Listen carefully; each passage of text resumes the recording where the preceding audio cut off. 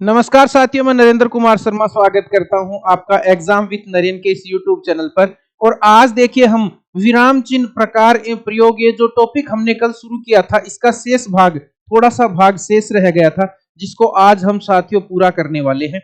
तो चलिए, कल जितने विराम चिन्ह हमने पढ़ लिए थे उससे आगे हम बढ़ेंगे। सबसे पहले एक बात जरूर ध्यान रखें कि ये जो चिन्ह है ना, चिन्ह हमें जरूर सही लिखना आना चाहिए। देखो जो टाइपिंग मैंने करवाई ना, पीपीटी बनवाई, उसमें भी उसने चिन्ह गलत टाइप कर दिया।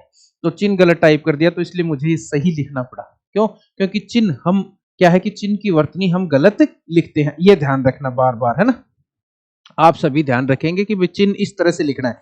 देखो एक बार चिन्ह शब्द पे वापस मैं एक बार गौर करवा देता हूं आपको कि जो चिन्ह है ना, हमारी क्या आदत पड़ गई है, हम चिन्ह को ऐसे लिखते हैं जो कि अशुद्ध वर्तनी है।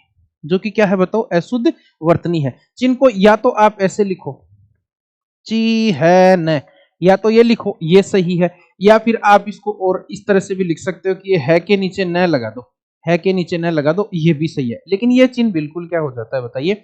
गलत हो जाता है। तो कल हमने देखे कौन कौन से विराम चिन्ह पढ़े और उसके आगे हम अब कौन कौन से विराम चिन्ह पढ़ने वाले हैं उनकी हम चर्चा करेंगे। देखिए कल हमने आपके पूर्ण विराम पढ़ लिया था। देखो यहां भी ये चिन्ह गलत लिख रखा है, ध्यान रखना, यहां भी ये चिन्ह गलत लिख दिया है, चिन्ह आएगा ही, है ना। पीछे कई जगह टाइपिंग एरर हो गई है, तो ये टाइपिंग एरर है ना। ये टाइपिंग करते टाइम क्या है कि अब टाइपिंग तो दूसरे से करवानी पड़ती है ना। ये चिन्ह देखो इस तरह से हो जाएगा, ये चिन्ह चिन्ह विराम चिन्ह इस तरह से। तो अब देखिए कल की बातें हैं ये, तो अब आज की बात अपन करते हैं। कल अपन ने क्या किया था? देखिए कल अपन ने ये पूर्ण विराम, सबसे पहले पूर्ण विराम के बारे में हमने पढ़ लिया था कि भाई वाक्य की अगर पूर्ण समाप्ति हो जाए तो पूर्ण विराम का प्रयोग करेंगे और यति के स्थान पे पूर्ण विराम का प्रयोग करेंगे। दो प्रयोग थे। प्रश्नवाचक में मैंने कहा था कि भाई प्रश्न का भाव होना चाहिए, क्या, कौन, कहां, कब, क्यों, कैसे, क्या क्या मिलना चाहिए इसमें। क्या मिलेगा? क्या, कौन, कब, कहां और क्यों,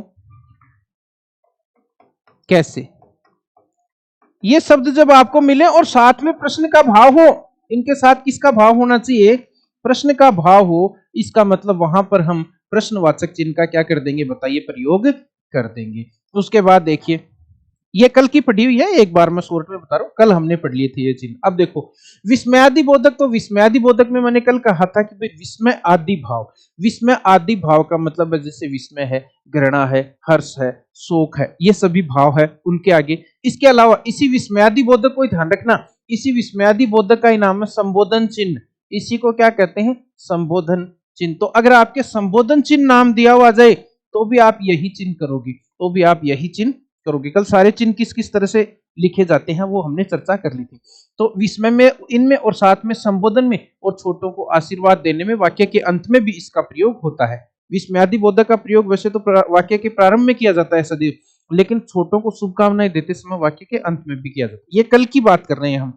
उपविराम, उसके बाद में हमने उपविराम पढ़ा था। अब कल का वीडियो देख लेना भाई, अब मैं वापस इन सबको दोबारा नहीं बताऊंगा, अब अपन आज के वीडियो की बात करेंगे।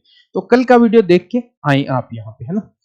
योजक चिन्ह के बारे में बता दिया था आपको कल, लाघव चिन्ह के बारे में बता दिया था, उद्धरण चिन्ह, उदाहरण चिन्ह नहीं है, उद्धरण चिन्ह। कौन सा है? उद्धरण चिन्ह। उद्धरण चिन्ह के बारे में भी कल हमने चर्चा कर ली थी। ये दो होते हैं, इकहरे और दोहरे, इकहरे और दोहरे, दोहरा चिन्ह या दोहरा उद्धरण चिन्ह, कोष्टक। यहां तक हमारा काम कल हो गया था। कल हमने कोष्टक तक की बात कर ली थी प्यारे दोस्त। तो आज हम इससे आगे के जो चिन्ह हैं उनकी चर्चा विस्तार से करने वाले हैं और इस पूरे टॉपिक को पूरा करने वाले हैं। अब देखिए, अब है त्रुटि पूरक या हंस पद। देखिए इधर मैं अलग पेज पे बता देता हूं। चिन्ह का नाम है त्रुटि पूरक। पेन चेंज कर लेता हूं मैं एक बार। चिन्ह का नाम देखो क्या है? त्रुटि पूरक, त्रुटि पूरक या हंस पद, हंस पद। होता क्या है देखिए, इन ये छोटे छोटे चिन्ह है। डायरेक्ट क्वेश्चन पूछ लिया जाए, हमें ध्यान है हमारा क्वेश्चन हो जाएगा, नहीं ध्यान है तो गलत हो जाएगा। देखो हम कई बार लिखते समय, कई बार हम लिखते समय कुछ भूल जाते हैं, कुछ भूल जाते हैं। वाक्य को लिखते समय कोई शब्द या पद जब हम भूल जाते हैं, है ना, तो उसकी पूर्ति करने के लिए इस चिन्ह का प्रयोग किया जाता है, त्रुटि पूरक या हंस पद। इसको देखो हम तो ऐसे करते हैं नॉर्मली, लेकिन ऐसा चिन्ह आ जाए इसको ऐसे भी दर्शाते हैं। ये चिन्ह भी त्रुटि पूरक या हंस पद का है।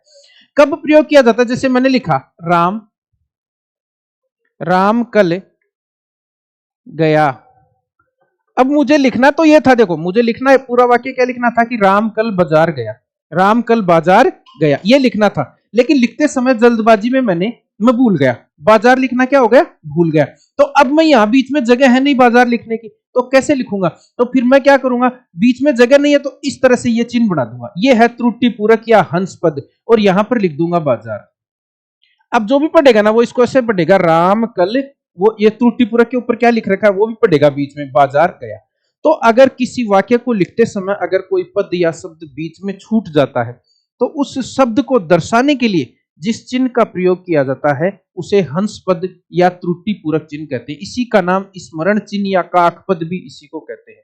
तो क्या ध्यान रखना है, अब आपको ऐसे पूछा जाएगा प्रश्न, देखो कि किसी वाक्य को लिखते समय यदि कोई शब्द या पद बीच में छूट जाता है तो उसके लिए कौन से चिन्ह का प्रयोग किया जाता है, तो हमें ध्यान रखना है हंस पद। अब देखो हम इसका प्रयोग तो करते हैं बार बार, हम हमेशा करते हैं, लेकिन हमें इसका नाम पता नहीं रहता, तो आप ध्यान रखना इसका नाम क्या है, हंस पद, हंस पद। और इसका प्रयोग जब कोई पद छूट जाता है या कोई शब्द जब छूट जाता है तो उसकी पूर्ति करने के लिए और इसका प्रयोग किया जाता है। तो त्रुटिपूरक या हंस पद में इतना ही है। आ जाओ देखते हैं, देखिए त्रुटिपूरक या हंस पद इसका नाम है ना, और इसी को स्मरण चिन्ह भी कहते हैं। इसी को क्या कहते हैं, स्मरण चिन्ह, हालांकि पूछे नहीं जाते ये नाम तो।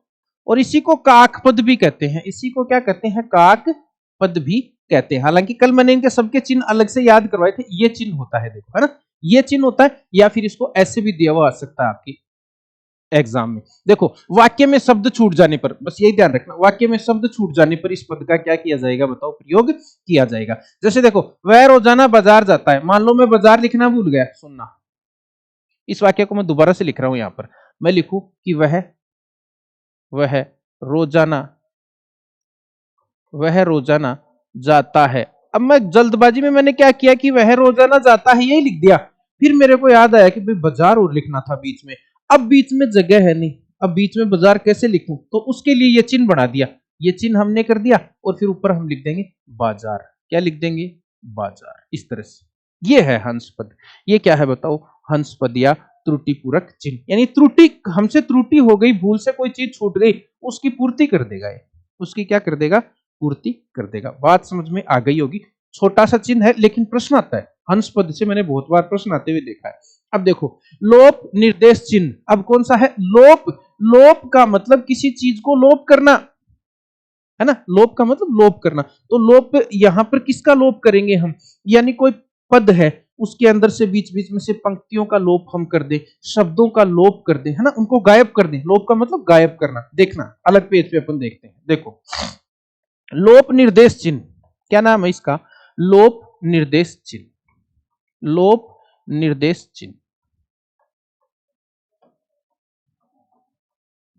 अब देखो अपन जब पासबुक पढ़ते हैं, संजीव पासबुक जो चलती है 11वीं 12वीं क्लास में, मान लो 12वीं क्लास की हिंदी की आप पासबुक पढ़ रहे हो, और 12वीं क्लास की हिंदी में पहला पद जैसे जयशंकर प्रसाद का है, देवसेना का गीत है, या मान लो कार्नेलिया का गीत है, तो उसमें ऐसे है अरुण, जैसे मान लो ये पद है अरुण यह मधुमेह देश हमारा, सुनना, मान लो ऐसे पद है अरुण यह मधुमेह देश हमारा, अरुण यह मधुमेह देश हमारा, जहां पहुंच, जहां पहुंच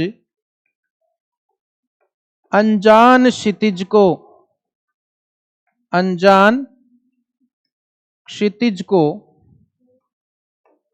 मिलता एक सहारा, मिलता एक सहारा। अब ये मान लो दो पंक्तियां हैं, दो पंक्तियां दी हुई हैं। अब पासबुक वाला क्या करेगा कि पासबुक में जैसे इन दोनों लाइनों का अर्थ दे रखा है उसने, तो ये दोनों लाइनें पूरी नहीं लिखेगा, वो क्या लिखेगा, देखो वो ऐसे लिखेगा अरुण यह है, अरुण यह है, उसके बाद में इस तरह से लगा देगा, इस तरह से लगा के, और लास्ट में लिख दिया एक सहारा, एक सहारा। अब जो देखने वाला है ना, जैसे अपन है, अपन समझ जाएंगे कि भाई ये इन दोनों लाइनें आ गई इसमें, कि भाई ये यूं कहना चाह रहा है कि मैं जिस पद की आपको व्याख्या यहां पे दे रहा हूं ना नीचे, उसमें अरुण यह मधुमेह, अरुण यह से चालू होके और एक सहारा तक का जो भी पद है उसकी पूरे की व्याख्या यहां नीचे दी हुई है। पूरा उसको लिखने की बजाय उसने इतने इतने में बता दिया और बीच के पद को गायब कर दिया। तो बीच के पद को गायब करने के लिए ये जो चिन्ह लगा है ना, ये लोप चिन्ह है। बीच के बताओ, बीच के पद को पूरे को देखो, अरुण लिखा, यह लिखा, फिर इसको गायब कर दिया, पूरे को लास्ट में एक सहारा। तो बीच के जो शब्द हैं, जो पद हैं, जिन्हें गायब किया है, जिनका लोप किया है, उनके स्थान पे यह चिन्ह लगाया जाता है। तो अगर आप कोई पद्यांश या गद्यांश है तो उसकी पंक्तियों को लोपित करने के उपरांत जो चिन्ह लगाया जाता है उसे लोप चिन्ह कहते हैं, उसे लोप चिन्ह कहते हैं। ऐसा भी हो सकता है, देखो जैसे मान लो, एक तो ये लोप चिन्ह के देखो दो साइन होते हैं, ये भी होता है और कई किताबों में ये भी मिलता है, ये ध्यान रखना आप, ये भी होता है लोप चिन्ह का, ये भी साइन होता है इस तरह से प्लस का निशान लगातार। जैसे देखो मान लो महादेवी वर्मा की एक कविता है, चीर सजग आंखें उन्नीदी, चीर सजग आंखें उन्नीदी, उनिंदी, आज कैसा व्यस्त बाना, आज कैसा व्यस्त बाना,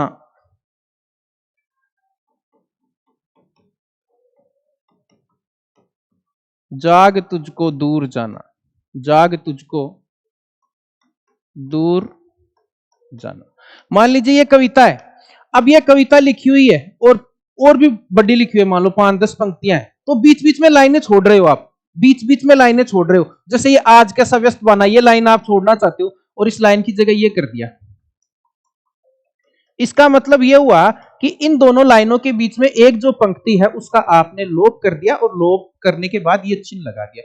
तो अगर किसी पद्यांश में, किसी गद्यांश में पंक्तियों का, शब्दों का जब लोप किया जाता है और उनके स्थान पे जो चिन्ह लगाया जाता है उसे लोप निर्देश चिन्ह कहते हैं। लोप निर्देश चिन्ह ऐसे भी लगाया जाता है, देखो इस तरह से, इस तरह से भी लगाया जाता है और ऐसे भी लगाया जाता है, ये ध्यान रखना। ये इस तरह से होता है, देखिए ये इस तरह से थोड़ा,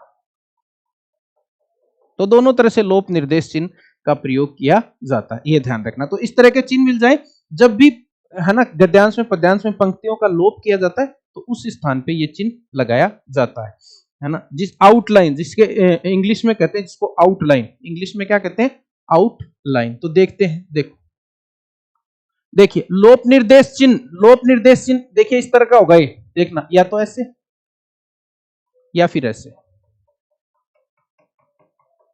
इस तरह से भी होता है।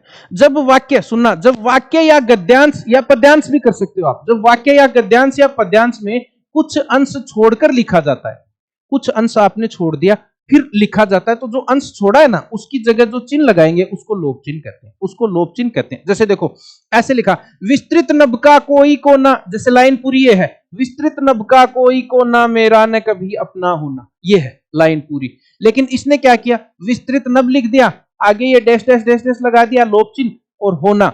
इसका मतलब बीच की जो पंक्ति है या बीच के जो शब्द है उनको लोपित कर दिया और उसके स्थान पे ये चिन्ह लगा दिया। तो अगर किसी वाक्य में, किसी गद्यांश में, किसी पद्यांश में शब्दों को, पंक्तियों को जब लोपित कर दिया जाता है तो ये चिन्ह लगाया जाता है, ध्यान रखना। अब देखो इस तरह से भी हो सकता है, चीर सजग आंखें उन्नीदी, फिर ये बीच में छोड़ दिया, जाग तुझको दूर जाना, जाग है भाई, ये क्या है, जाग है, जाग तुझको दूर जाना।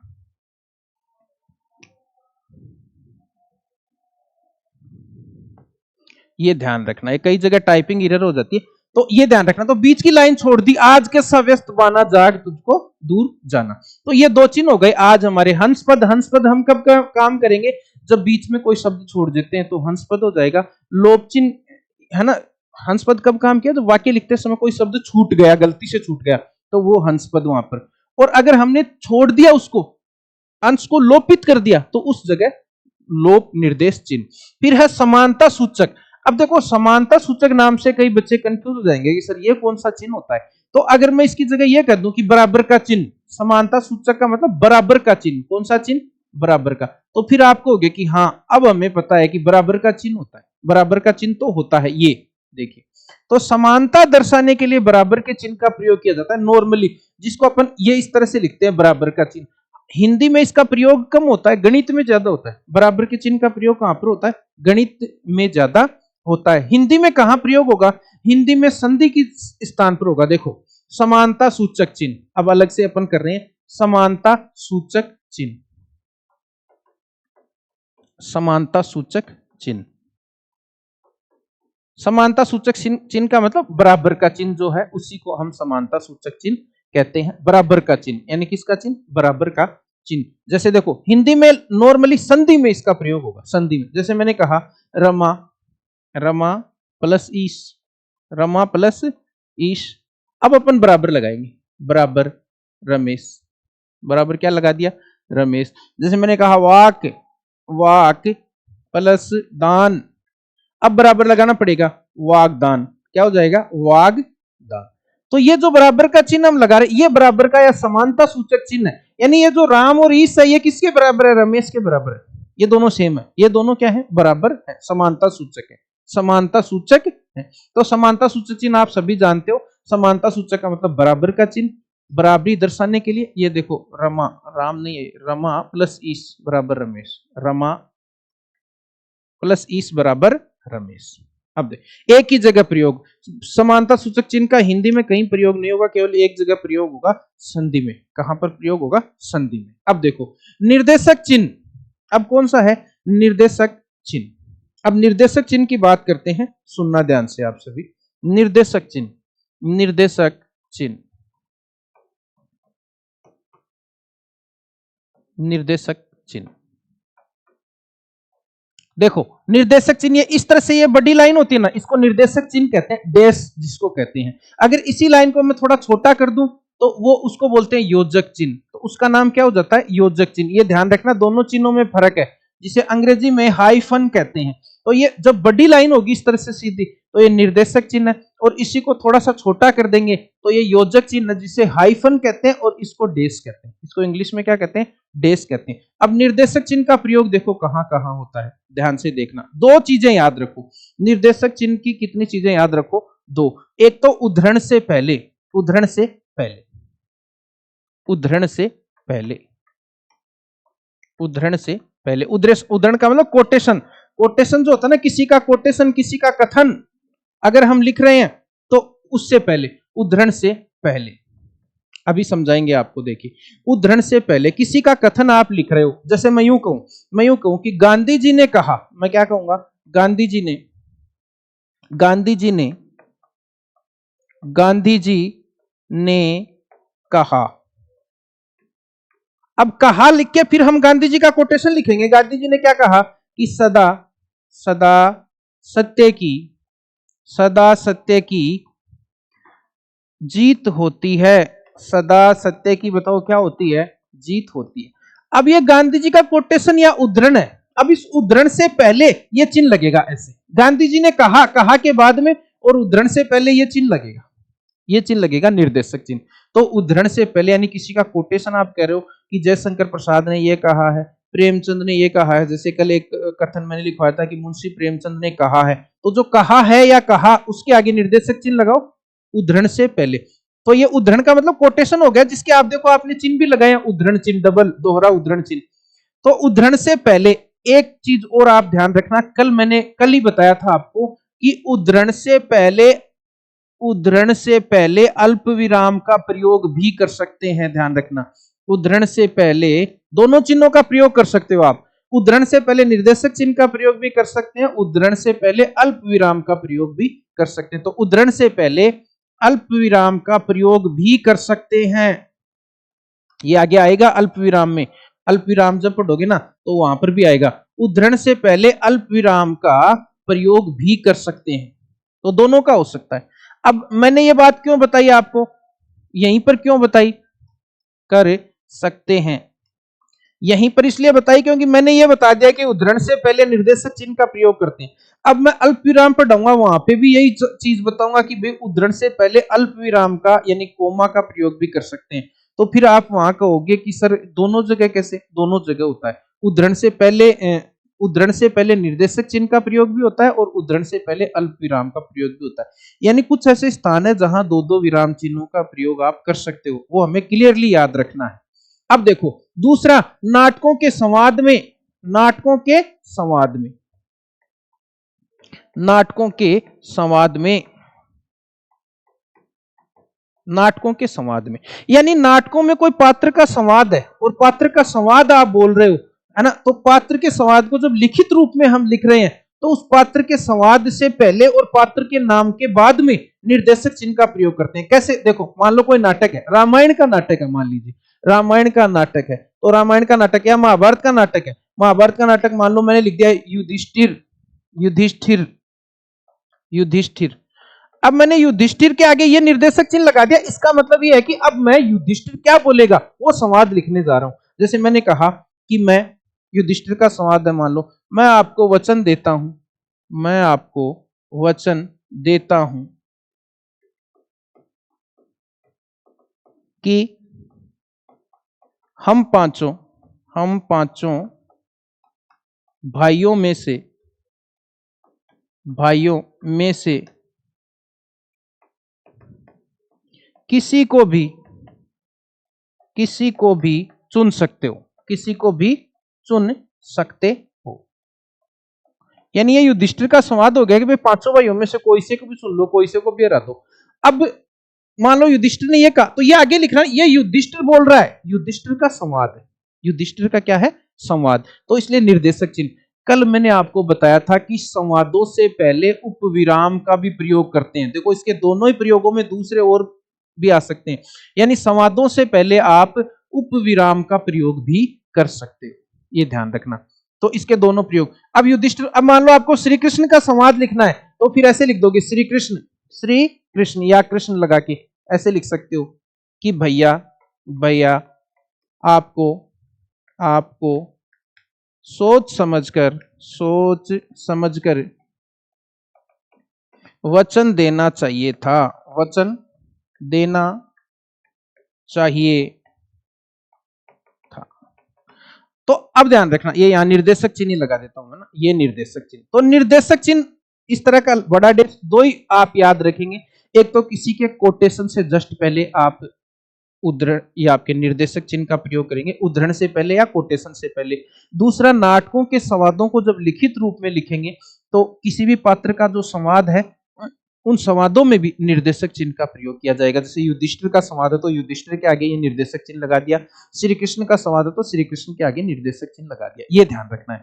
तो दो चीजें, कोटेशन से पहले और नाटकों के संवादों में, कोटेशन से पहले और नाटकों के संवादों में। एक बात ध्यान रखनी है कि कोटेशन से पहले निर्देशक चिन्ह का प्रयोग करते हैं, लेकिन कोटेशन से पहले अल्प विराम का प्रयोग भी कर सकते हैं, कोटेशन से पहले अल्प विराम का प्रयोग भी कर सकते हैं। और क्या, नाटकों के संवादों में भी निर्देशक चिन्ह का प्रयोग करते हैं, लेकिन नाटकों के संवाद में उप विराम चिन्ह का भी प्रयोग कर सकते हैं, उप विराम चिन्ह का भी प्रयोग कर सकते हैं। कल उप विराम पढ़ाया था तब बताया था। तो अब कंफ्यूज बिल्कुल भी नहीं होना है। अब कोई भी ऐसे नहीं कहेगा कि सर नाटकों के स्वादों में आपने उपविराम बताया था, उसका भी कर सकते हैं और निर्देशक चिन्ह का भी कर सकते हैं, दोनों का प्रयोग कर सकते हैं। तो ये अब देखिए पीपीटी से देख लेते हैं इसको, निर्देशक चिन्ह को देखिए। निर्देशक चिन्ह इस तरह से होगा, ध्यान रखें सभी। उदाहरण नहीं, उद्धरण, कोटेशन, उद्धरण, उत प्लस हरण होता है ना, उद्धरण, उद्धरण, इसकी संधि होती है उत प्लस हरण, उत प्लस हरण, उद्धरण यानी कोटेशन। अब इंग्लिश में अपन ज्यादा समझते हैं, कोटेशन से पहले, ठीक है। और यहां कोमा लगा के फिर लिखना है संवाद में, ये दूसरा प्रयोग है इसका। दो प्रयोग हुए, उद्धरण से पहले और संवाद में। संवाद में मतलब नाटकों के संवाद में, अलग से ऐसे भी लिख सकते हैं अपन, नाटकों के संवाद में, नाटकों के संवाद में या नाटकों के संवाद लिखने में। जैसे देखो यहां पर तो उद्धरण है, राम ने कहा, उद्धरण हो गया, सदा सत्य बोलो, ये उद्धरण हो गया। उद्धरण की पहचान कैसे करोगे? कोटेशन वो उद्धरण चिन्ह में बंद होगा, तो सदा सत्य बोलो ये उद्धरण हो गया। उद्धरण से पहले देखो ये रहा निर्देशक चिन्ह, ये कौन सा चिन्ह रहा बताओ? निर्देशक चिन्ह। अब आपको कोई पूछ ले कि उद्धरण से पहले जो निर्देशक चिन्ह हमने प्रयोग किया, इसकी जगह और कौन से चिन्ह का प्रयोग कर सकते हो आप, ये आप बताना कमेंट में। उसके बाद देखो श्री कृष्ण, अब यहाँ पे ये संवाद है, ये श्री कृष्ण ने कहा नहीं है, ये संवाद का उदाहरण है, ध्यान रखना। श्री कृष्ण कह रहे हैं, श्री कृष्ण का संवाद है नाटक में, क्या कि वचन सोच समझ कर देना चाहिए, ये निर्देशक चिन्ह। तो नाटकों के संवादों में और उद्धरण से पहले निर्देशक चिन्ह का प्रयोग किया जाता है, ये ध्यान रखेंगे। अब विवरण चिन्ह देखो। अब ये जो निर्देशक चिन्ह का भाग मान लो या निर्देशक चिन्ह का एक प्रकार होता है विवरण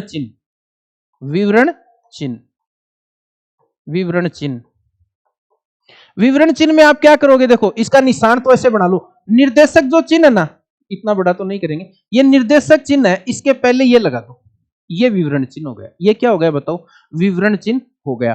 तो विवरण, इसके नाम से स्पष्ट है कि किसी चीज का विवरण या किसी पद की, किसी शब्द की, है ना, विवरण या व्याख्या करने के लिए, विवरण या व्याख्या करने के लिए, विवरण या व्याख्या करने के लिए।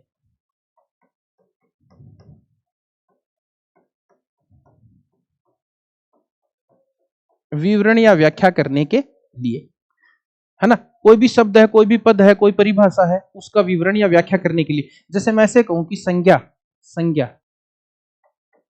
अब इसके आगे ये विवरण चिन्ह लगा दिया, इसका मतलब अब मैं संज्ञा की व्याख्या करने वाला हूं, संज्ञा की व्याख्या करने वाला हूं। मैं यूं लिख सकता हूं कि किसी व्यक्ति, किसी व्यक्ति, किसी व्यक्ति, वस्तु, स्थान, गुण, स्थान, वर्ग, गुण, दोष, भाव,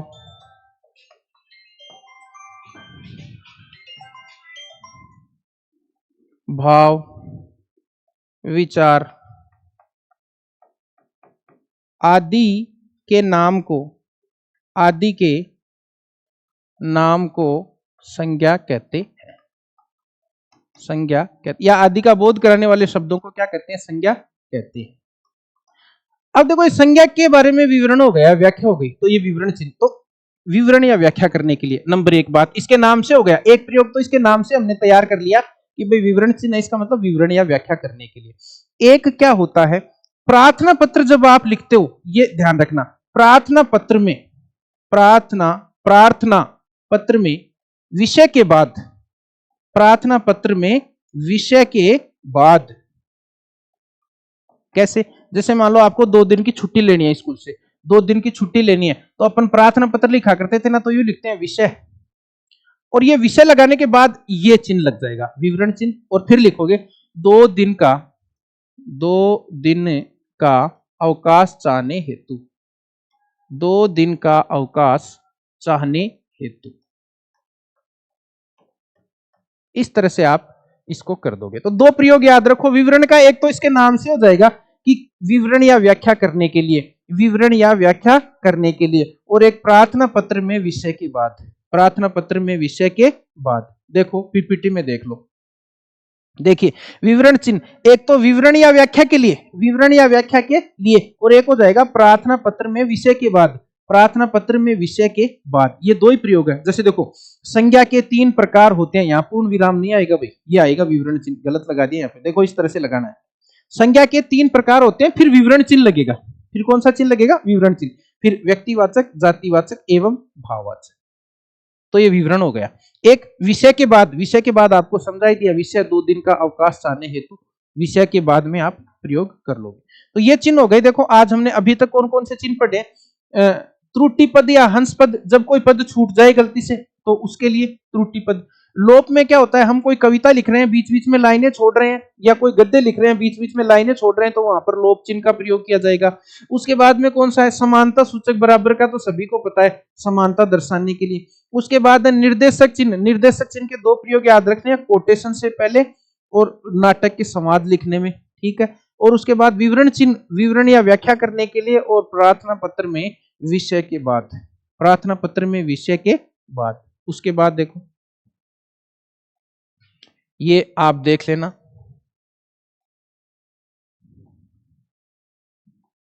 हाँ अब देखिए अल्प विराम। अब कौन सा चिन्ह है? अल्प विराम, कोमा, कोमा जिसको बोलते हैं। देखो अल्प विराम के बारे में आपके क्वेश्चन आ सकते हैं, क्योंकि इसके प्रयोग बहुत सारे होते हैं। अल्प विराम के प्रयोग क्या होते हैं? एक नहीं होते, एक से ज्यादा, 2 से भी ज्यादा, मतलब 5-6 प्रयोग होते हैं। इसलिए अल्प विराम से क्वेश्चन बनने की संभावना ज्यादा रहती है। तो एक एक प्रयोग सारे आप अपन इसको देखेंगे। देखो अल्प विराम का एक तो प्रयोग क्या हुआ, एक ही वाक्य में 2 या 3 शब्दों के बीच, एक ही वाक्य में शब्दों के बीच में अल्प विराम का प्रयोग किया जाता है। एक ही वाक्य में शब्दों के बीच ठहराव यदि हो रहा है, तो वहां पर अल्प विराम का प्रयोग कर सकते हैं। तो हम क्या कहेंगे कि एक ही वाक्य में, एक ही वाक्य में, एक ही वाक्य में शब्दों के बीच कैसे देखना, एक ही वाक्य में शब्दों के बीच। अब देखो मैंने कहा राम, राम श्याम और मोहन पढ़ते हैं, राम श्याम और मोहन पढ़ते हैं। अब देखो यहां पर राम बोलने के बाद थोड़ा सा ठहरेंगे हम, श्याम बोलने के बाद ठहरेंगे, है ना। तो एक ही वाक्य में अगर विभिन्न शब्दों के बीच ठहराव कहीं हो रहा है तो वहां पर कोमा लगाना है। तो यहां पर अब देखो जहां और लगा दिया ना, और वहां पर तो कोमा लगेगा नहीं, उसके अलावा आप लगा दो। तो देखो राम श्याम और मोहन, तो यहां तो और लग गया तो कोमा नहीं लगेगा, तो राम और श्याम के बीच में कोमा लग जाएगा। ये लो जी, ये कोमा लग गया। इसको बोलते हैं अल्प विराम। क्या बोलते हैं? अल्प विराम का चिन्ह सुन लो सारे, ये होगा अल्प विराम का चिन्ह। तो एक ही वाक्य में शब्दों के बीच अगर ठहराव हो रहा है तो मैं क्या लिख सकता हूं? एक ही वाक्य में शब्दों के बीच ठहराव होने पर, ठहराव होने पर। और देखो उसके बाद में दूसरा क्या है, अगर दो उपवाक्य हैं, दो उपवाक्यों के बीच में भी अल्प विराम का प्रयोग हो सकता है। ये तो हो गया एक ही वाक्य, ये तो कितना वाक्य हो गया? एक। अगर दो उपवाक्य हैं उनके बीच में भी आप अल्प विराम का प्रयोग करना चाहिए। दो उपवाक्यों के बीच हम क्या कहेंगे? दो उपवाक्यों के बीच, दो उपवाक्यों के बीच, यानी दो उपवाक्य हैं उनके बीच में भी हमें अल्प विराम का प्रयोग करना पड़ेगा। देखिए जैसे मैंने लिखा जो परिश्रमी, जो परिश्रमी होते हैं वही सम्मान पाते हैं, वही सम्मान पाते हैं। अब ये दो उपवाक्य हो गए। कितने उपवाक्य हो गए? दो। एक उपवाक्य ये हो गया और एक उपवाक्य ये हो गए। अब इनके बीच में भी कोमा का प्रयोग करना चाहिए। तो दो उपवाक्यों के बीच अल्प विराम का प्रयोग, दो उपवाक्यों के बीच या एक ही वाक्य में शब्दों के बीच, एक ही वाक्य में शब्दों के बीच। अब देखो तीसरा, देखो तीसरा हमें ध्यान रखना है, दो चीजें याद रख लो। एक तो संबोधन, एक तो संबोधन और एक अभिवादन। एक तो संबोधन और एक अभिवादन के बाद, और संबोधन के बाद। संबोधन के बाद का मतलब क्या हुआ? देखो मैंने क्या कहा? हे मित्र, या मैंने कहा मित्र, मित्र, मित्र। अब मित्र को संबोधित कर दिया आपने मित्र, तो मित्र के बाद कोमा लगा दो संबोधन के बाद। मित्र अब मुझे जाना होगा, मित्र अब मुझे जाना होगा, अब मुझे जाना होगा। तो ये मित्र को संबोधित करने के बाद, तो संबोधन के बाद में आप कोमा का प्रयोग कर सकते हैं, अल्प विराम का प्रयोग कर सकते हैं। ध्यान रखना संबोधन के बाद संबोधन चिन्ह यानी विस्मयादि बोधक चिन्ह का भी प्रयोग कर सकते हैं। संबोधन के बाद विस्मयादि बोधक चिन्ह का भी प्रयोग कर सकते हैं, ये ध्यान रखना। तो मित्र अब मुझे जाना होगा, ये ध्यान रखना। तो संबोधन के बाद और अभिवादन के बाद, अभिवादन के बाद कहां पर? देखो जब आप कोई पत्र लिखते हैं, किसी को आप लेटर लिख रहे हो, मान लो आपके चाचा जी को, तो चाचा जी को इस तरह से अभिवादन करोगे, प्रिय चाचा जी, प्रिय चाचा जी। तो ये अभिवादन हो गया ना चाचा जी का, तो इस अभिवादन के बाद में कोमा लगेगा, इस अभिवादन के बाद में क्या लगेगा? अल्प विराम लगेगा। तो क्या ध्यान रखना है? संबोधन के बाद और अभिवादन के बाद, संबोधन के बाद और अभिवादन के बाद, दो चीजें ये याद रखना। पहला तो क्या ध्यान रखना है? एक ही वाक्य में शब्द आए अगर उनके बीच में ठहराव हो रहा है तो अल्प विराम लगेगा। जैसे राम श्याम मोहन और सोहन खाना खाते हैं, मैंने क्या कहा? राम श्याम मोहन और सोहन। अब कोमा कहां कहां लगाओगे? और लग गया ना वहां पे, तो कोमा लगाना नहीं, बाकी राम श्याम के बीच में, सबके बीच में कोमा लगेगा। फिर दो उपवाक्यों के बीच, दो उपवाक्यों के बीच, उसके बाद संबोधन के बाद और अभिवादन के बाद। संबोधन के बाद का मतलब जैसे आप अपने मित्र को करो, मित्र अब मुझे जाना होगा, तो मित्र के बाद में कोमा लग जाएगा। संबोधन, मित्र को संबोधन किया, इस संबोधन के बाद कोमा लग गया। और आप लेटर लिख रहे हो, अभिवादन के लिए लिख रहे हो प्रिय चाचा जी, तो इस चाचा जी के आगे भी क्या लगाना पड़ेगा? अल्प विराम लगाना पड़ेगा। अब देखो बाद का काम हो गया, संबोधन के बाद और अभिवादन के बाद। अब आप कहोगे पहले किसके लगाएं, ये तो बाद की बात हो गई कि संबोधन के बाद लगाएंगे, अभिवादन के बाद लगाएंगे। अब आप यूं पूछो सर ऐसी कौन सी स्थिति है कि जिसमें पहले लगाएंगे अल्प विराम या है ना कोमा, तो उद्धरण से पहले, ध्यान रखना किससे पहले, उद्धरण से पहले। उद्धरण अभी आपको समझाया था, कोटेशन। उद्धरण का मतलब क्या है, कोटेशन, कोटेशन से पहले। अब कई साथी यूं कहेंगे कि सर उद्धरण से पहले तो आपने अभी थोड़ी देर पहले तो निर्देशक चिन्ह बता रहे थे, थोड़ी देर पहले तो क्या बता रहे थे, निर्देशक चिन्ह। तो उद्धरण से पहले उसी टाइम मैंने बता दिया था आपको कि उद्धरण से पहले निर्देशक चिन्ह भी लग सकता है और उद्धरण से पहले अल्प विराम भी लग सकता है। तो उद्धरण से पहले कैसे, देखो मैंने यूं कहा, गांधी जी ने कहा, वही उदाहरण दोबारा से लेते हैं। गांधी जी ने कहा, अब गांधी जी का कोटेशन आएगा आगे, क्या कोटेशन आएगा, सदा सत्य बोलो, सदा सत्य बोलो। ये गांधी जी का कोटेशन आ गया, मान लो उद्धरण आ गया। अब इस उद्धरण से पहले यहां पे अल्प विराम लग जाएगा। उद्धरण से पहले क्या लग जाएगा, ये उद्धरण है, उद्धरण से पहले अल्प विराम। उद्धरण से पहले निर्देशक चिन्ह भी लगता है, अल्प विराम भी लगता है, दोनों लगते हैं। कंफ्यूज होने की बिल्कुल भी जरूरत नहीं है। तो क्या ध्यान रखना है, वाक्य में शब्दों के बीच, फिर उस वाक्य से आगे चलो दो उपवाक्यों के बीच, फिर ऐसे देखो कि बाद में किस किस के लगता है, संबोधन के बाद, अभिवादन के बाद, फिर कहो पहले किस किस के लगता है, उद्धरण से पहले। किसके पहले, उद्धरण से पहले। अब देखो एक चीज और, किसी संज्ञा के बारे में स्पष्ट करने के लिए, किसी संज्ञा के बारे में स्पष्ट करने के लिए,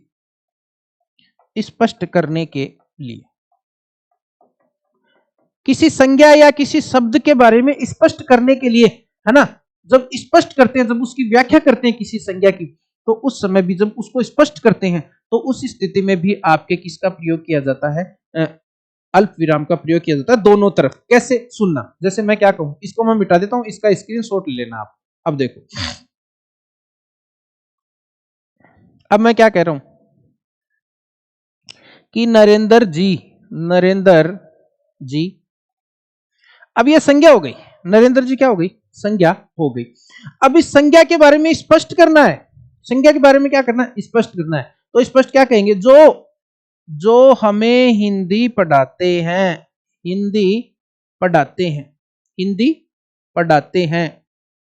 पढ़ाते हैं।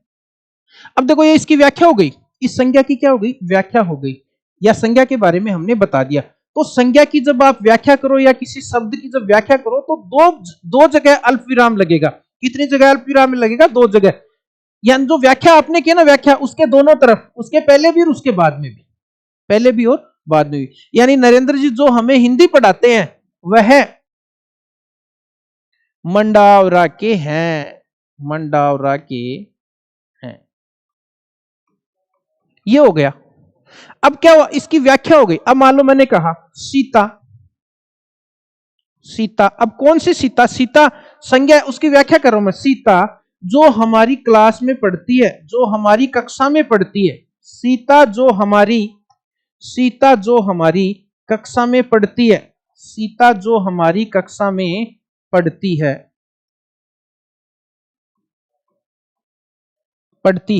अब ये सीता की व्याख्या हो गई। तो ये जो व्याख्या कथन है ना, इसके दोनों तरफ, इधर भी और इधर भी, दोनों तरफ आपको कोमा लगाना है, अल्प विराम लगाना है। सीता जो हमारी कक्षा में पढ़ती है,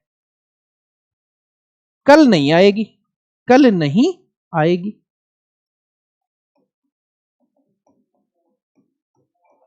तो किसी संज्ञा के बारे में विस्तार से बताने के लिए या किसी शब्द के बारे में विस्तार से बताने के लिए या उसको स्पष्ट करने के लिए जो आपने जो व्याख्या उसकी की है ना, उसके दोनों तरफ आपको अल्प विराम का प्रयोग करना है। तो ये अल्प विराम के कुछ महत्वपूर्ण प्रयोग हो गए। अल्प विराम बहुत महत्वपूर्ण है साथियों, क्योंकि उसके 5-6 प्रयोग है, अक्सर प्रश्न आता है। अब देखो, एक जो मैंने बताया ना, दो उपवाक्यों के बीच, अब देखो यहां एक बात और ध्यान रखना, मैंने कहा ना दो उपवाक्यों के बीच अल्प विराम का प्रयोग किया जाता है, तो ध्यान रखना दो उपवाक्यों के बीच आप अर्ध विराम का प्रयोग भी कर सकते हो। किसका प्रयोग कर सकते हो, अर्ध विराम का प्रयोग भी कर सकते हो, ये ध्यान रखना। तो अल्प विराम का तो करना ही करना है, लेकिन अर्ध विराम का भी कर सकते हैं, ये ध्यान रखना। तो ये हो गए मेन चीज। पहला तो क्या कहोगे, पहले तो वाक्य में आओ, देखो इसको कैसे याद करोगे, पहले तो वाक्य में आओ कि एक जो वाक्य है उस वाक्य के विभिन्न शब्दों के बीच में अगर ठहराव हो रहा है तो वो अब वाक्य से आगे चलो, वाक्य के बाद में क्या कहोगे, दो उपवाक्यों के बीच, दो उपवाक्यों के बीच। अब हम कहेंगे कि किस किस के बाद में, तो हम कहेंगे संबोधन के बाद में, है ना, और अभिवादन के बाद में, ठीक है। फिर कहेंगे पहले, किसके पहले, उद्धरण से पहले, किसके पहले, उद्धरण के पहले, और एक किसी संज्ञा की व्याख्या करने के लिए, किसी संज्ञा की व्याख्या करने के लिए। संज्ञा की जब भी व्याख्या करो तो जो व्याख्या में जो कथन आप कह रहे हो उसके दोनों तरफ अल्प विराम लगेगा, दोनों तरफ क्या लगेगा, अल्प विराम लगेगा, ये ध्यान रखना है।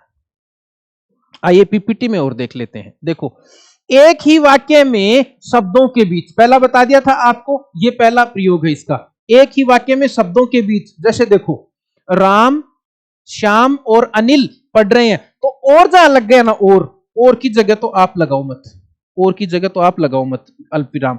जहां और नहीं लगाओ वहां, जैसे देखो यहां ये अल्प विराम है, ये क्या है, अल्प विराम। राम और श्याम के बीच में कोमा है या अल्प विराम है। अब देखो आगे, उपवाक्यों के बीच, उपवाक्यों के बीच यानी दो या दो से अधिक उपवाक्य हैं उनके बीच, जैसे देखो जो परिश्रमी होते हैं, यहां पे कोमा लग गया, वही सम्मान पाते हैं। तो दो उपवाक्य थे, बीच में कोमा लग गया, बीच में बताओ क्या लग गया, कोमा लग गया, ठीक है।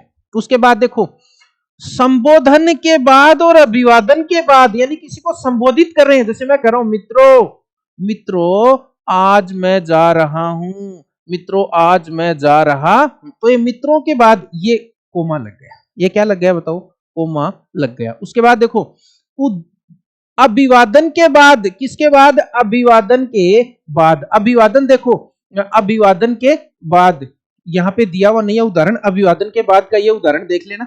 जैसे आप लेटर लिखते हो तो लेटर में यूं लिखते हैं ना अपन, प्रिय चाचा जी, प्रिय चाचा जी, तो ये चाचा जी के बाद लग जाएगा, तो अभिवादन के बाद। पत्र में, कहां पर, पत्र में। अब देखो एक चीज और रह गई थी वहां, दिनांक और पता लिखने में, जब आप लेटर लिखते हो वहां पे भी कोमा लगता है, दिनांक और पता लिखने में। एक तो देखो दिनांक कैसे लिखते हैं, दिनांक, पत्र की दिनांक ऐसे लिखनी चाहिए, जैसे मान लीजिए आज, मान लीजिए कितनी तारीख है, 13 है, तो 13 अक्टूबर, 13 अक्टूबर, और फिर ये कोमा 2025, इस तरह से लिखनी है, 13 अक्टूबर 2025। यानी आपने जो 13 लिख दिया, फिर माह का नाम लिख दिया, माह के बाद कोमा लगाओ, फिर 2025। या मान लो ऐसे लिख रहे हो 13 दिसंबर, 13 दिसंबर, अब इस दिसंबर के बाद में आप कोमा लगाओ 2025। तो ये जो डेट लिखते हैं ना, डेट, दिनांक, दिनांक लिखने में अल्प विराम का प्रयोग होता है। दिनांक लिखने में बताओ किसका प्रयोग होता है, अल्प विराम का प्रयोग होता है। पत्ते में भी होता है, ध्यान रखना, ये चीजें उधर नहीं बताई थी, ये अलग से ध्यान रखना, ये पॉइंट। पत्ते में पता लिखा, जैसे मैं लिख रहा हूं 68, 68A, फिर कोमा लगेगा, फिर मैं कह रहा हूं वसंत विहार, वसंत विहार सीकर, तो ये आपके 68A, इसके बाद देखो ये अल्प विराम आ गया, ये वसंत विहार के बाद में अल्प विराम आ गया। तो पता लिखने में भी अल्प विराम का प्रयोग होता है, ध्यान रखना। जब पता लिखते हैं वहां पर भी अल्प विराम का प्रयोग करना पड़ता है, क्योंकि पता लिखते समय रुकना पड़ता है। जैसे हम बोलेंगे 68A वसंत विहार, तो 68A बोलते ही थोड़ा सा ठहरा हुआ है, फिर मैंने कहा वसंत विहार, वहां पर ठहरा हुआ है सीकर, है ना। तो इनमें अल्प विराम लगता है जहां जहां ठहराव होता है वहां पर। अब देखो उदाहरण, ये फिर से उदाहरण लिख दिया, इसको मैं सही कर देता हूं एक बार, उदाहरण नहीं है ये, उद्धरण, ये क्या है, उद्धरण, कोटेशन, कोटेशन, उद्धरण, ये ध्यान रखना, ये क्या हो जाएगा बताइए, उद्धरण, उद्धरण, एक मिनट में,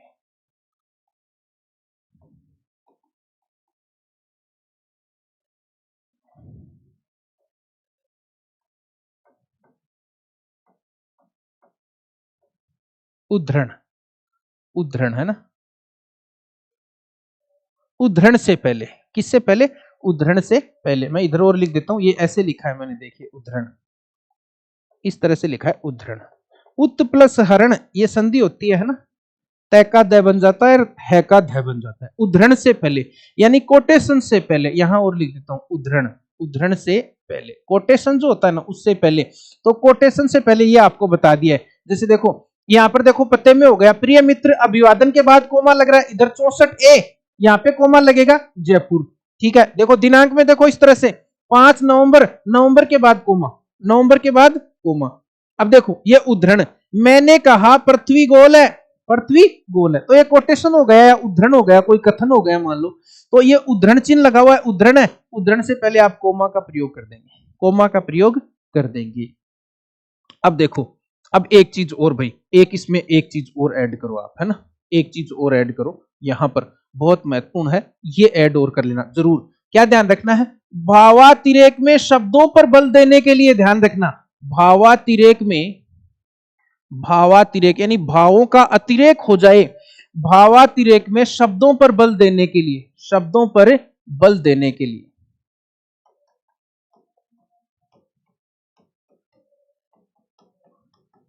जैसे अपन कहते हैं ना कई बार, नहीं नहीं ये काम मैं नहीं करूंगा, तो नहीं नहीं, नहीं नहीं दोनों के बीच में कोमा लगेगा, नहीं नहीं यह काम मैं नहीं करूंगा, तो ये दोनों नहीं के आगे अल्प विराम लगेगा, दोनों नहीं के आगे क्या लगेगा, अल्प विराम। नहीं नहीं, हाँ जी, हाँ बस, इस तरह के शब्दों का जब प्रयोग करते हैं भावातिरेक में, है ना, तो उनके आगे फिर अल्प विराम लगता है, उनके आगे क्या लगता है, अल्प विराम लगता है। तो देखो सुन लो ध्यान से, हाँ जी, जी बस, नहीं, नहीं नहीं ये क्या है, नहीं नहीं, अकेला नहीं हो, है ना, जी हाँ, जी हाँ, इस तरह के जो शब्द आ जाए उनमें हमें किसका प्रयोग करना है, अल्प विराम का प्रयोग करना है। जैसे मैं कहूं बस, अब मैं और कुछ नहीं कहूंगा, तो ये बस के आगे अल्प विराम लगेगा, बस के आगे अल्प विराम लगेगा। जी, एक अपन किसी को कहते हैं जी, जी, तो जी के आगे अल्प विराम, जी मैं यह काम कर लूंगा, तो जी के आगे अल्प विराम। तो ये होता क्या है, भावातिरेक में शब्दों पर बल देने के लिए होता है, यानी हम भावातिरेक में हम उस पर जोर देके कहते हैं जी ये काम मैं कर लूंगा, बस अब और सहन नहीं करूंगा। तो भावातिरेक में शब्दों पर बल जब देते हैं तो ठहराव होता है, और ठहराव होता है तो वहां पर अल्प विराम का प्रयोग किया जाता है। जैसे देखो बस, बस के आगे ये अल्प विराम, रहने दो, बस रहने दो, बस रहने दो।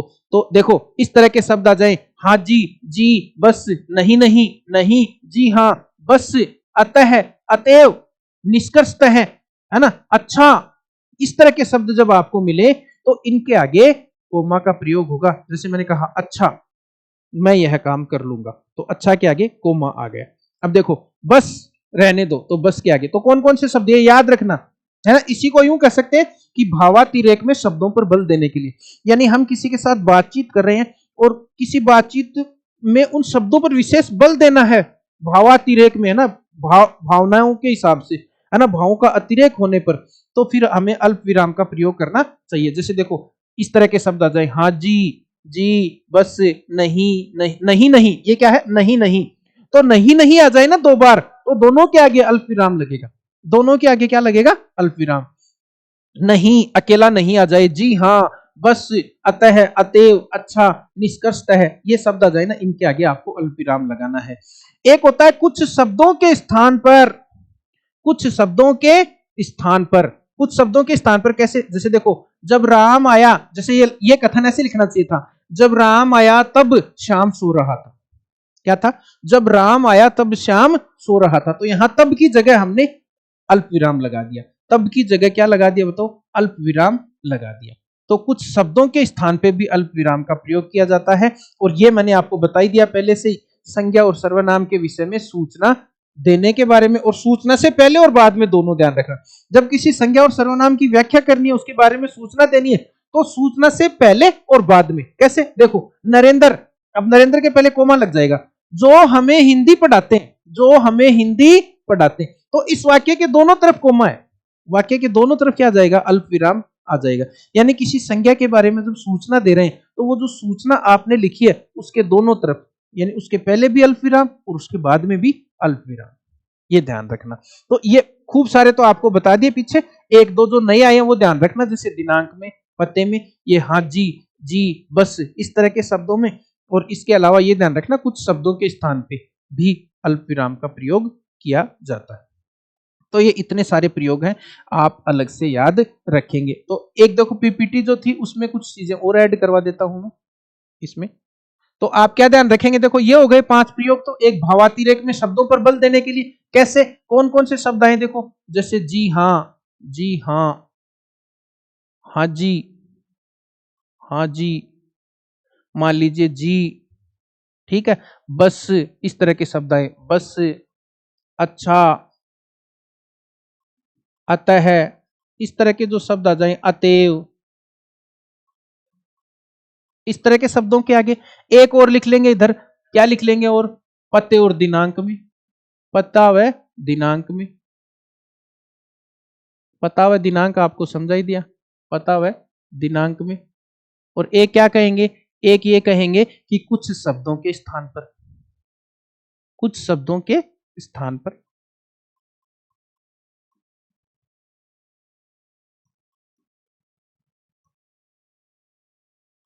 स्थान पर देखो, तो क्या कहेंगे, वापस देखो याद करवाता हूं मैं आपको। पहला तो ये कहेंगे कि एक ही वाक्य में खूब सारे शब्द आ रहे हैं उनके बीच में, नंबर एक बात। दूसरा, अब शब्दों से वाक्य पे चलो, तो शब्दों से वाक्य पे चलोगे तो क्या कहोगे, दो उपवाक्यों के बीच, क्या कहोगे, दो उपवाक्यों के बीच, ठीक है। अब हमारे दिमाग में आएगा कि बाद में कहां कहां होता है, तो हम कहेंगे संबोधन के बाद, अभिवादन के बाद, संबोधन के बाद और अभिवादन के बाद। फिर बाद के बाद आप कहोगे कि पहले कहां पर होता है, पहले उद्धरण से पहले, किससे पहले, उद्धरण से पहले आपके प्रयोग होता है। इसके अलावा किसी संज्ञा के बारे में सूचना देनी है, किसी संज्ञा के बारे में सूचना देनी है, तो उस सूचना के दोनों तरफ, सूचना के दोनों तरफ, उसके बाद पता और दिनांक में, किसमें, पता और दिनांक में, पता लिखते हैं वहां पर भी, दिनांक में भी, मैंने बता दिया कैसे होता है वो। इसके अलावा भावातिरेक में, ये इंपॉर्टेंट अभी ध्यान रखना, भावातिरेक में शब्दों पर बल देने के लिए, भावातिरेक में शब्दों पर क्या देने के लिए, बल, जैसे जी हाँ, हाँ, बस, है ना, अतएव, अतः, निष्कर्षतः, इस तरह के शब्द जब आ जाए तो उसके आगे आप लगा देना। इसके अलावा, है ना, कुछ शब्दों के स्थान पर, कुछ शब्दों के स्थान पर भी होता है। तो ये अल्प विराम हो गया, अल्प विराम हो गया। अल्प विराम में एक जरूर ध्यान रखना, ये जो दो उपवाक्यों के बीच में, यहां पर आप अर्धविराम का प्रयोग भी कर सकते हो, यहां पर आप अर्धविराम का प्रयोग भी कर सकते, ये आप इस तरह से इसको ध्यान रखना, ये प्रयोग है अल्प विराम की। अब देखो, अब लास्ट है भाई, लास्ट विराम चिन्ह है उप अर्धविराम, कौन सा है, अर्धविराम, अर्धविराम, देखो अर्धविराम, ये लास्ट है अर्धविराम, अर्धविराम।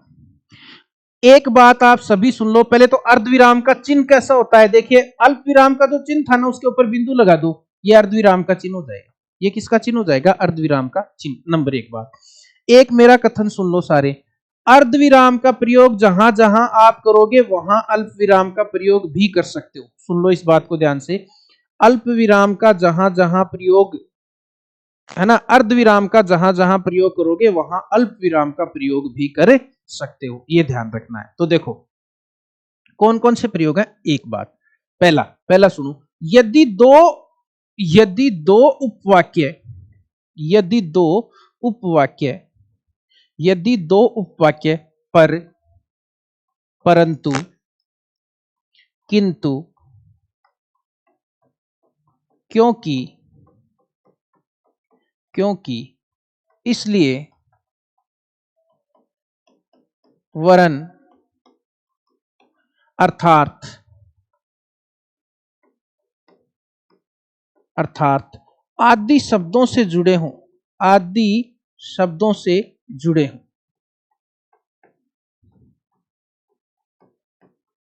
तो उनके मध्य, तो उनके मध्य,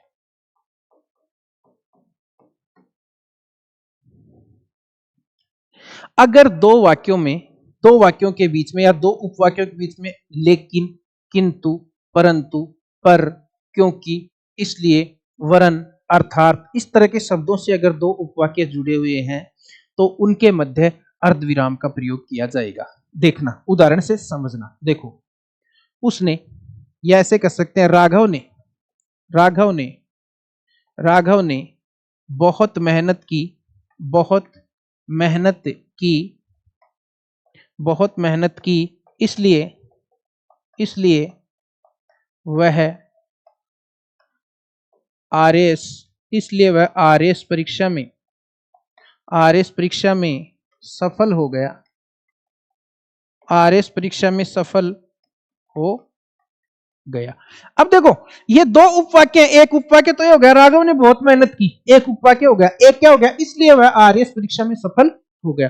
अब दो उपवाक्य हो गए ना। अब दो उपवाक्य जो इसलिए, किंतु, परंतु, पर, लेकिन, है ना, वरन, अर्थात, इस तरह के शब्द आ जाए तो ये जो शब्द दिख रहे हैं ना, इनके पहले ध्यान रखना, इनके पहले मैं ब्रैकेट में और लिख देता हूं, इन शब्दों के पहले, इन शब्दों यानी दोनों के बीच में कहां पर अर्धविराम लगाओगे, इन शब्दों के पहले, यानी जो इसलिए लिख रहे हो आप, किंतु लिख रहे हो, परंतु लिख रहे हो, इनके पहले।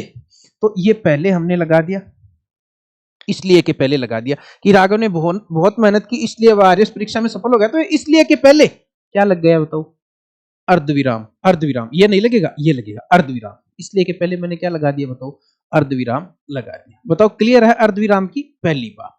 मेन चीज यही है, मेन चीज यही है। बताओ क्या हम यहां पर अल्प विराम का प्रयोग भी कर सकते हैं? क्या कर सकते हैं? एक बात सुन लो वापस, जहां भी आप अर्धविराम का प्रयोग करते हो वहां अल्प विराम का प्रयोग भी कर सकते हो, वहां अल्प विराम का प्रयोग भी कर सकते हो। तो यहां पर अल्प विराम का प्रयोग भी हो सकता है। नंबर एक रूल और सबसे महत्वपूर्ण, और यही पूछा जाता है, बस एक मेन चीज तो यही याद रखो, मेन चीज तो ये हो गई। दूसरा देखो,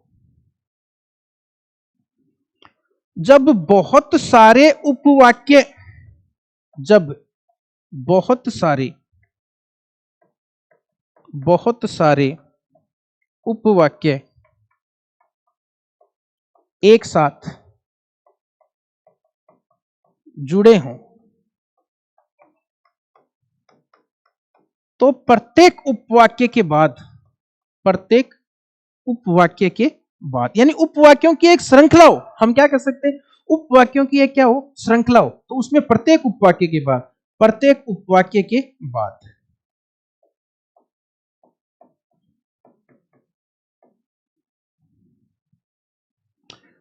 प्रत्येक उपवाक्य के बाद कैसे, देखो मैंने कह दिया कि सुरेश पढ़ता है, सुरेश पढ़ता है, गाना गाता है, गाना गाता है,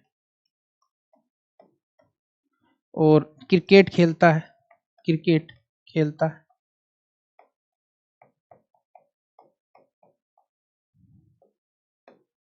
फिर भी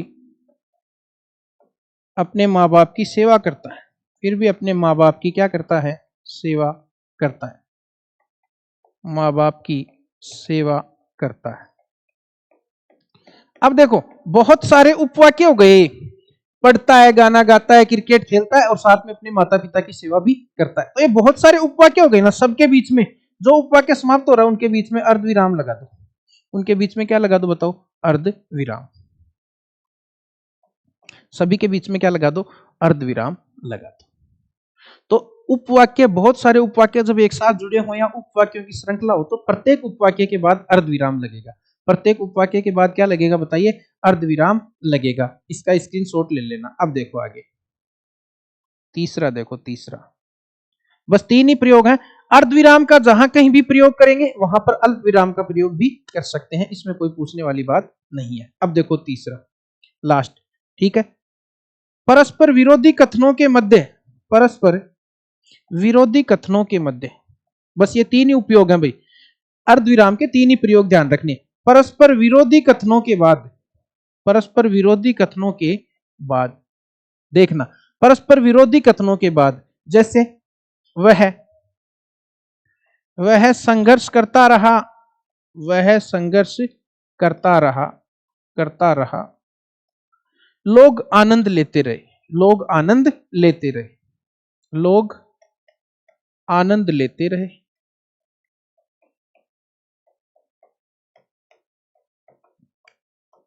यानी विरोधी, विपरीतार्थक अर्थ वाले कथन हो जहां पर, तो वह संघर्ष करता रहा, लोग क्या लेते रहे बताओ, आनंद लेते रहे। तो विरोधी कथन हो गए कि एक तरफ संघर्ष, एक तरफ क्या, आनंद। तो दो विरोधी कथन है तो उनके बीच में भी अर्धविराम का प्रयोग किया जा सकता है या करना चाहिए। तो तीन ही चीजें याद रखोगे। अगर दो उपवाक्य लेकिन, किंतु, परंतु, पर, क्योंकि, इसलिए, वरन, अर्थात इनसे जुड़े हुए हो, ठीक है, बहुत सारे उपवाक्य जुड़े हुए हो, उनकी श्रृंखला हो, तो प्रत्येक उपवाक्य के बीच, ठीक है, और इसके अलावा विरोधी कथनों के बीच, विरोधी कथनों के बीच एक महत्वपूर्ण बात जो मैं लिखाता हूं, क्या लिखाऊंगा कि जहां पर भी, या यूं कह सकते हैं कि अर्ध, सीधा सा बस एक कथन लिख लो कि अर्ध विराम के स्थान पर, अर्ध विराम के स्थान पर, बहुत महत्वपूर्ण चीज है भाई, अर्ध विराम के स्थान पर, अर्ध विराम के स्थान पर अल्प विराम का, अल्प विराम का, अल्प विराम का उपयोग भी किया जा सकता है, उपयोग भी किया जा सकता है।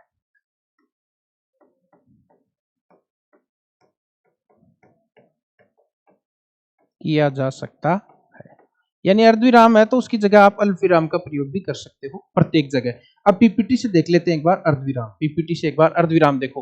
पर सुनो, पर, परंतु, किंतु, क्योंकि, इसलिए, तो, भी, इस तरह के जो शब्द हैं उनसे जब दो कथन जुड़े, दो उपवाक्य जुड़े होते हैं तो उन कथन, उनसे पहले, क्योंकि, इसलिए, इनसे पहले देखो, मैं आज अवश्य आता, अब ये यहाँ ये अर्धविराम लगेगा, है ना, कौन सा लगेगा, अर्धविराम, अर्धविराम लगेगा।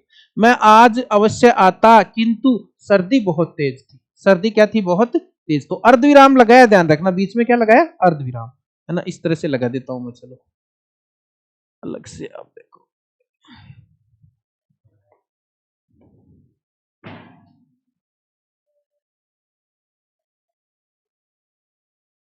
अर्धविराम लगेगा बीच में, देखो इस तरह से,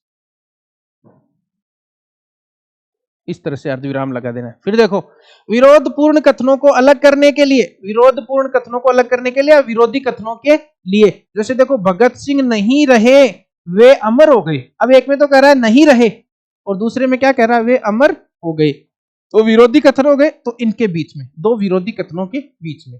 फिर देखो अगला, बहुत सारे छोटे छोटे वाक्य या यूं कह सकते हैं उपवाक्य एक साथ हो या निरंतर आने वाले पदबंधों के बीच, तो बात वही हो गई कि बहुत सारे छोटे छोटे उपवाक्य एक साथ जुड़े होगा, वाक्य एक साथ जुड़े हुए हो, यानी कि उपवाक्यों की श्रृंखला हो, तो प्रत्येक उपवाक्य के बाद अर्धविराम आएगा। प्रत्येक उपवाक्य के बाद क्या आएगा बताओ, अर्धविराम। देखो ये चिन्ह गलत लगा रखा है यहाँ, मैं सही कर देता हूं इसको, है ना, अर्धविराम आएगा। प्रत्येक उपवाक्य के बाद क्या आएगा बताओ, अर्धविराम आएगा। देखिए यहां पर अर्धविराम आएगा, यहां पर भी अर्धविराम आएगा और यहां पर भी अर्धविराम आएगा। तो ये अपने देखे विराम चिन्ह क्या हो गए हैं, पूरे हो गए हैं। इसके बाद में कोई विराम चिन्ह शायद अब नहीं है। चलिए, तो ये आपको विराम चिन्हों के प्रकार और प्रयोग सभी के अपन ने विस्तार से किए हैं।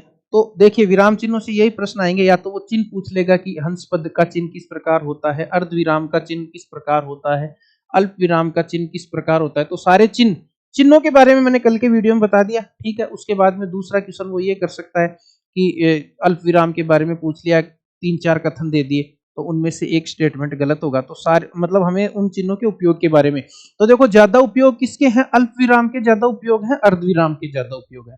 बाकी सभी चिन्हों के एक एक दो दो उपयोग हैं जो हमें आसानी से याद हो सकते हैं, कोई दिक्कत नहीं है, तो उसमें दिक्कत नहीं आएगी। और उसके अलावा वो आपको एक वाक्य दे सकता है जिसमें चिन्ह वो लगा करके देगा, फिर कहेगा कि इसमें से कौन सा चिन्ह गलत है या किस वाक्य में चिन्ह गलत है।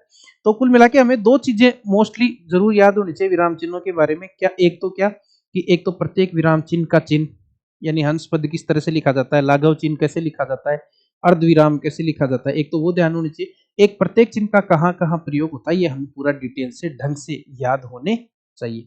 तो आपको ढंग से मैंने याद करवा दिया है। अब आज का वीडियो मैं यही समाप्त करता हूँ। थैंक यू, धन्यवाद, राम राम।